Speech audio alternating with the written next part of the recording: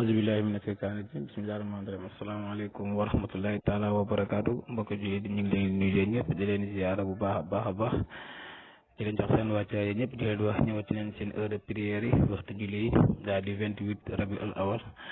au 5 rabiul athani 1442 ci atum hijri bi di 13 au 19 novembre 2020 fajar si ñu ngi koy salaatu 5h51 minutes suba si ñu ngi koy julli 6h12 minutes